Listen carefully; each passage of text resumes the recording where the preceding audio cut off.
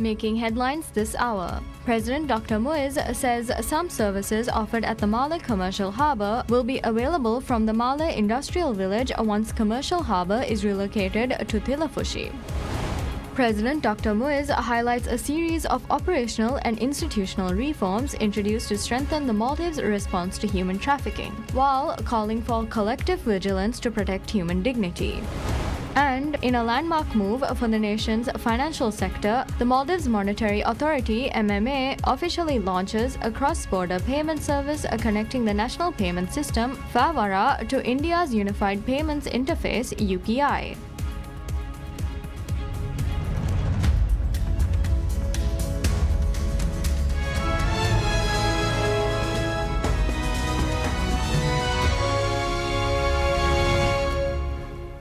Bismillahirrahmanirrahim. Assalamu alaikum and welcome to PSM News in English with me, Fatma Zaina Rifat.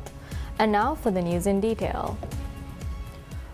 President Dr. Mohammad Muiz says some services offered at the Malé Commercial Harbour will be available from the Malé Industrial Village once the commercial harbour is relocated to Tilafushi.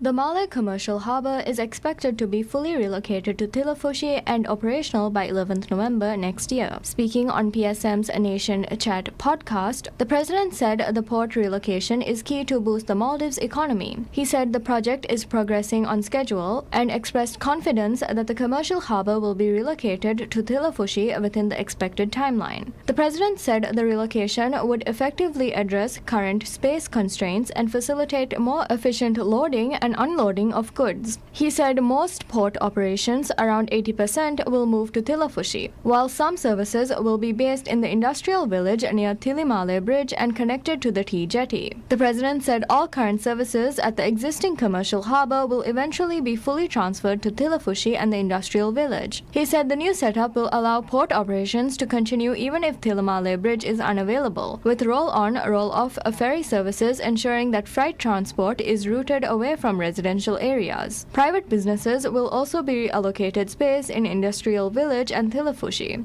President Muiz also highlighted that the new port would be underpinned by a fully digitalized port operations management system, helping achieve increased efficiency and reduce processing times. He said this would help reduce the prices of goods and expand the economy. The relocation of the Malé Commercial Harbour and the development of a quay wall have been contracted to China Harbour Engineering Company and Maldives Transport and Contracting Company (MTCC). The Tilafushi harbour area is 10 times larger than the existing harbour area, while the new quay wall being developed in Tilafushi would be 3 times longer than the existing quay wall at the Malé Commercial Harbour. President Dr. Mohammad Muiz says his Independence Day speech was not a political speech, but one that was intended to highlight issues important to the country's future. Speaking on PSM's Nation Chat podcast, the president addressed criticism directed at him regarding his Independence Day speech, where some noted that the speech was unrelated to Independence Day and was politically motivated. He said a speech given on such an occasion must explain the country's past and future direction, adding that discussing independence requires looking at historical events and the government's efforts to improve the country. The president further said political independence alone does not guarantee true freedom, and said his goal is for coming generations to experience the true meaning of independence. He said that true independence requires strength in foreign policy, domestic affairs, development, and economic prosperity. The president criticized the foreign policies of previous governments, claiming some administrations prioritized certain countries while distancing Maldives from other countries. Referring to the former Maldivian Democratic Party (MDP) administration as an example, he said MDP maintained friendly relations with Israel and distanced itself from Arab nations. The president said foreign policy should reflect the country's independence and reiterated that his administration's policy will remain focused on Maldivians first. President Muiz also said his remarks were not meant to condemn anyone but were made with sincerity and the intention of reforming the country. President Dr. Mohammad Muiz says the Bodo Thakurfarnu Magur Road development project was funded by the current government.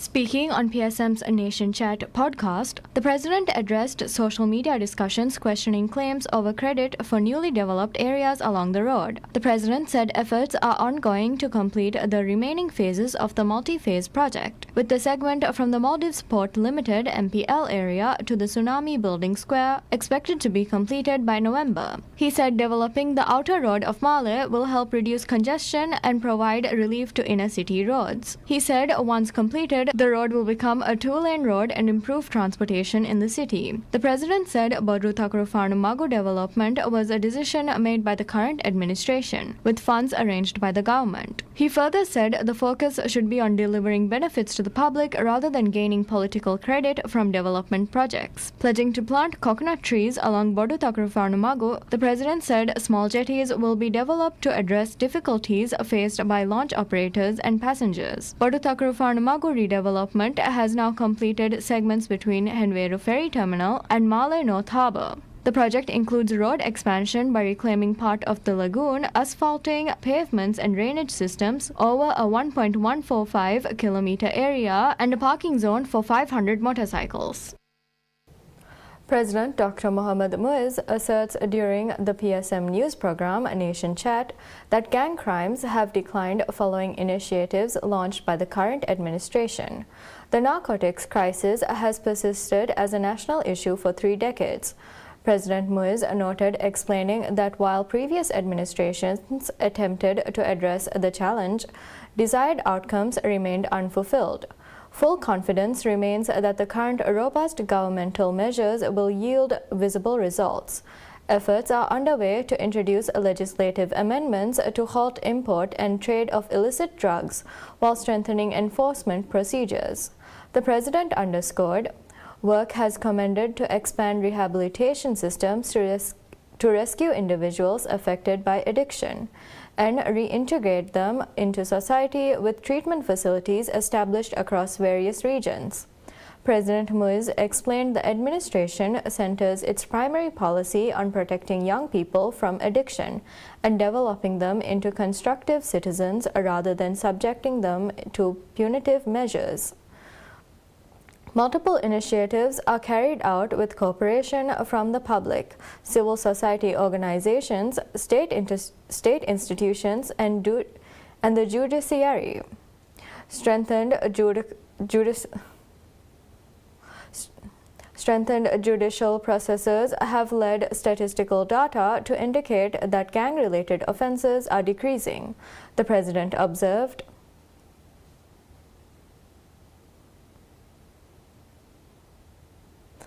President Dr. Mohammad Muiz says disputes between regional countries can be resolved through peaceful dialogue.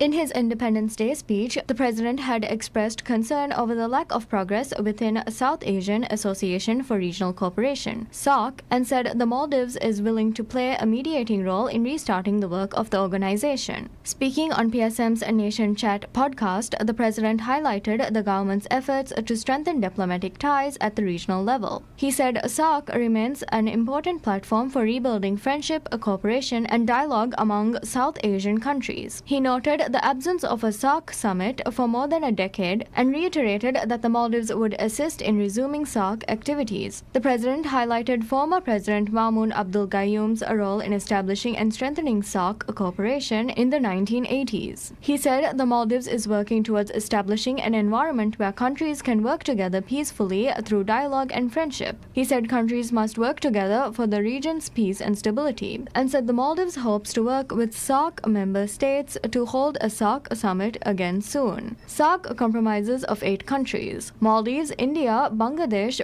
Bhutan, Nepal, Pakistan, Sri Lanka, and Afghanistan. The last SAARC summit was held in 2014, while a planned summit in 2016 was cancelled amid tensions between member countries. President Dr. Mohammad Muiz highlights a series of operational and institutional reforms introduced to strengthen the Maldives' response to human trafficking, while calling for the collective vigilance to protect human dignity.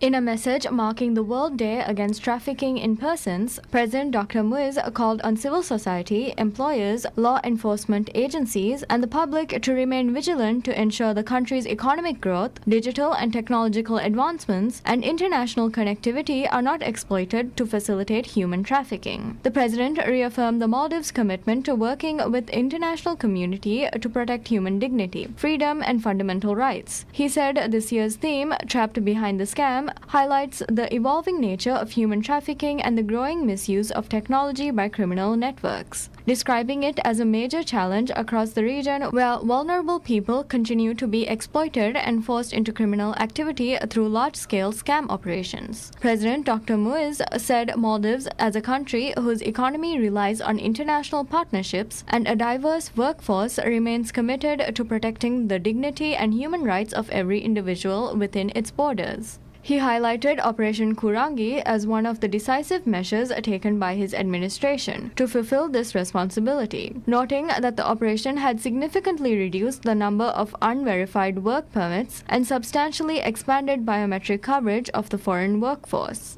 The president said these operational measures have been accompanied by institutional reforms under the Human Trafficking Prevention Act. These include the development of the country's first National Action Plan on Human Trafficking and the submission of the first statutory annual report on the Maldives' anti-human trafficking efforts to the parliament. President Dr. Muiz also noted that the government had reconstituted the National Anti-Human Trafficking Coordination Committee at the policy-making level. He added that the Migrant Workers Resource Center and its Migrant Connect portal had been established to provide support to workers facing abuse. The president said the reforms are intended to reduce vulnerabilities, enable those at risk to seek assistance, and strengthen the capacity of institutions to identify exploitation and hold offenders accountable. He added that the Maldives Anti-Human Trafficking Strategic Plan 2026-2029 provides a clear path forward through improved victim identification and protection, stronger investigation and prosecution, and closer cooperation with all stakeholders, including international partners. President Dr. Muiz also acknowledged that the significant challenges remain despite the progress made and said addressing them requires collective action across sectors and borders. Affirming that human dignity is non-negotiable, he called for a renewed commitment to building a Maldives where institutions act with one voice, development is accompanied by justice, and every person is treated with dignity and respect. In a landmark move for the nation's financial sector, the Maldives Monetary Authority (MMA) officially launches a cross-border payment service, connecting the national payment system FAVARA with India's Unified Payments Interface (UPI). The integration marks the first time the Maldives' domestic payment infrastructure has been linked to an international system, placing the country among a select few, including Singapore and Nepal, to establish such a partnership with India's digital payment giant. The service was inaugurated at a special ceremony held at the Central Bank, led by MMA Governor Ahmad Munawwar. The event was attended by high-ranking officials, including Minister of Foreign Affairs Irtisham Adam and the Indian Ambassador to the Maldives, G.K. Balasubramanian. The initial phase of the rollout involves the Bank of Maldives (BML) and the Maldives Islamic Bank (MIB). Starting immediately, customers of the two banks can send funds directly to UPI-linked accounts in India via their existing mobile banking apps or internet banking portals. The system streamlines international remittances while a sender initiates a payment in Maldivian rupiah or US dollars. The recipient's Indian bank account is credited instantly in Indian rupees. The project is a result of strategic collaboration between MMA, NPCI, International Payments Limited, NIPL, and the Reserve Bank of India, RBI. Maldives is the first country to launch this service so rapidly following the signing of the agreement with NIPL on 24th July 2025.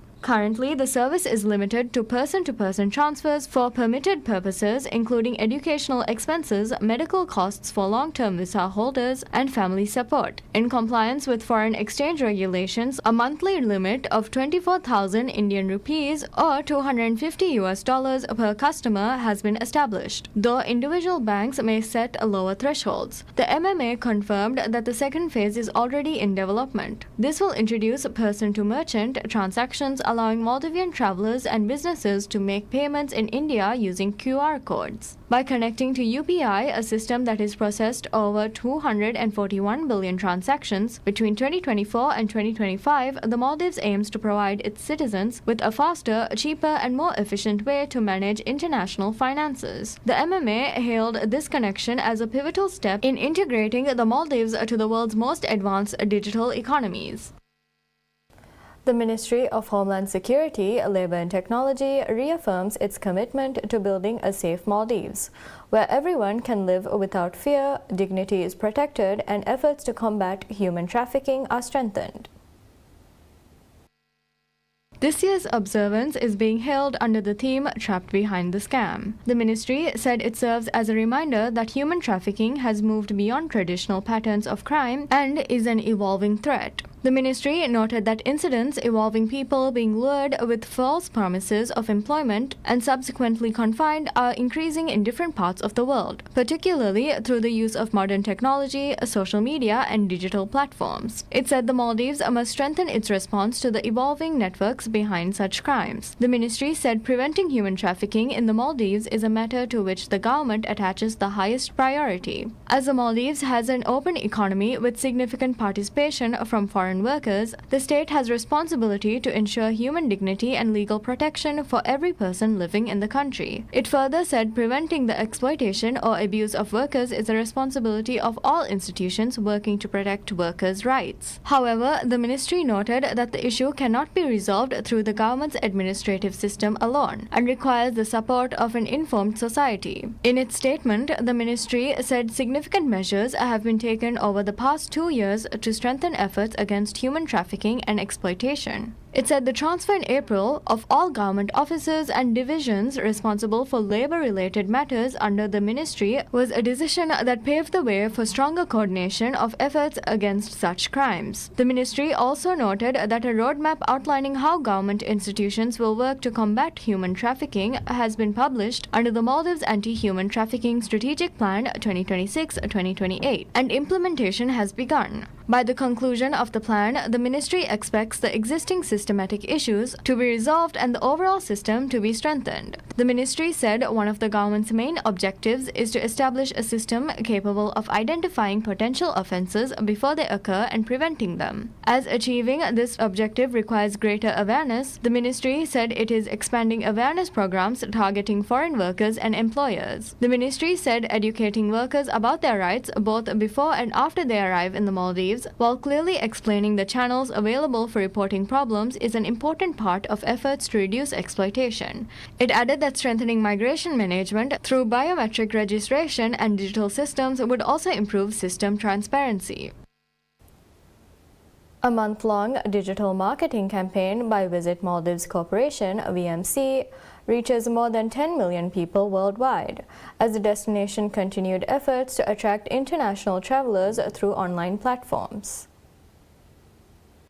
The campaign, which ran across YouTube, Instagram, Google, and Yandex, generated more than 160 million digital impressions, over 22 million video views, and more than 600,000 sessions on the official Visit Maldives website. Visit Maldives said website traffic from targeted source markets also increased by up to 54%. The organization said the campaign combined destination-focused content with audience targeting, search advertising, and remarketing to engage travelers at different stages of planning a holiday, from initial inspiration to actively researching trips. According to VMC, the increase in website traffic from key markets suggests the campaign encouraged potential visitors to explore the Maldives as a possible holiday destination. Ibrahim Shuri, Chief Executive Officer and Managing Director of Visit Maldives Corporation, said the campaign's performance reflected growing global interest in the destination. The campaign forms part of Visit Maldives' wider strategy to stimulate tourism demand through digital advertising, search marketing, video storytelling, and remarketing, with a focus on markets offering strong connectivity and potential growth.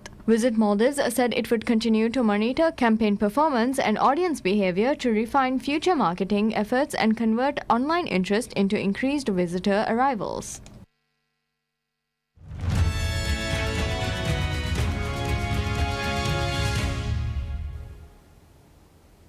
Managing director for the company, Horacio Chavez, says South Korea's Kia will produce and sell fully electric vehicles in Mexico.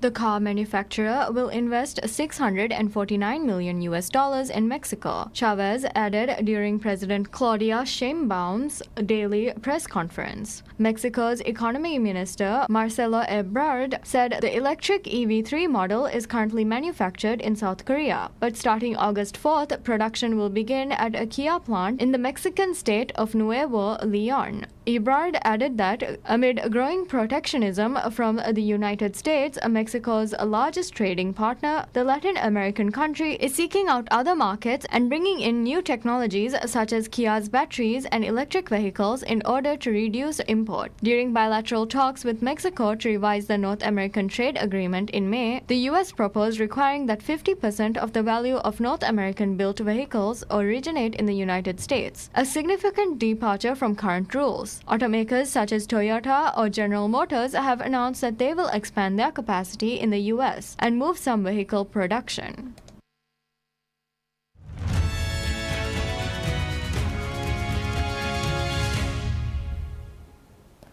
The United Nations warns that a surge in attacks in the Middle East risks expanding an already volatile Middle East conflict. Speaking at UN headquarters, Deputy spokesperson Farhan Haq said UN Secretary-General Antonio Guterres had long feared the failure to return to negotiations could lead to a widening war. Haq said the latest fighting was not a positive development and urged all sides to stop hostilities and resume diplomacy. He pointed to mediation efforts involving Pakistan, Qatar and other countries. Asked about Saudi Arabia joining strikes against Iraqi militia groups aligned with Iran, Haq said the UN's priority was preventing more countries from becoming involved. He warned that a broader geographic spread of fighting would worsen an already dangerous situation.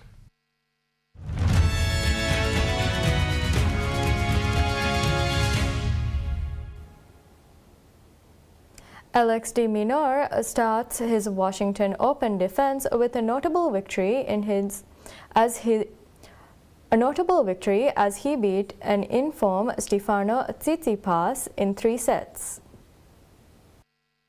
The Greek, former world number 3, had won 12 of their previous 13 encounters, but couldn't back up his tournament victory in Gstaad earlier this month, as de Minaur showcased his hard-court prowess and justified his top seed status. Elsewhere, Taylor Fritz served his way past Kamil Majeshchuk, beating the Pole 6-3, 6-4, as Lorenzo Musetti also qualified for the next round, with a hard-fought 3-set win over Alex Vukic 6-3, 5-7, 6-3.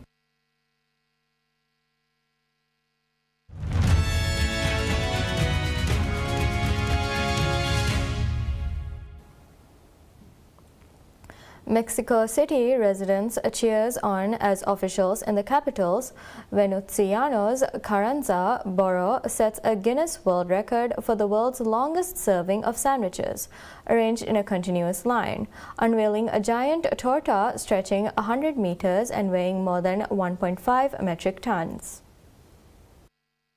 The record-breaking sandwich was assembled during the opening of the 21st edition of the 2026 Torta Fair, an annual food festival celebrating one of Mexico's most popular street food. Visitors gathered in the borough's central plaza to watch chefs layer breads, meat, sauces, and other ingredients before Guinness World Records representatives officially certified the attempt. After officials completed the measurement and weighing process, Venustiano Carranza Mayor Evelyn Parra received the Guinness World Records plaque recognizing the achievement. The International Torta Fair features more than 100 food vendors offering traditional tortas as well as regional specialties and international variations. And that's all the news we have today. Thank you for watching PSM News.